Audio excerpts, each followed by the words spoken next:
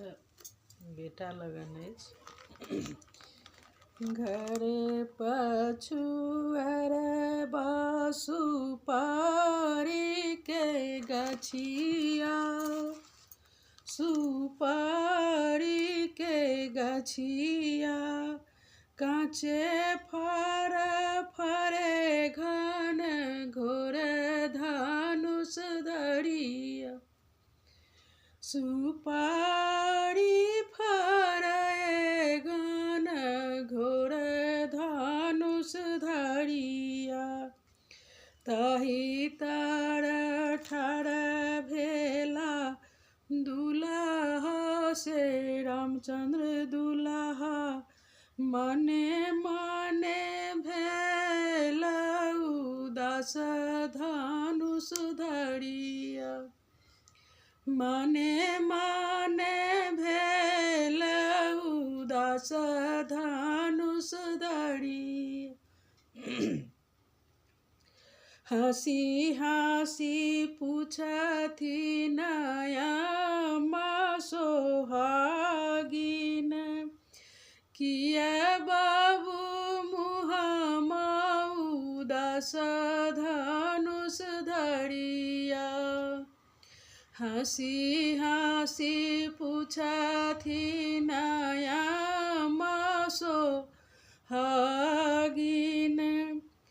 किया बाबू मुँहमा उदास धनुष धरिया। नये मोरा किए तोरा बाबू आजन बाजन थोड़ा भेला, किए थोड़ा भेला बारियात धनुष धरिया। किए तोरा याहे बाबू आजन बाजन थोड़ा भेला, किए थोड़ा भेला बारियात धनुष धरिया।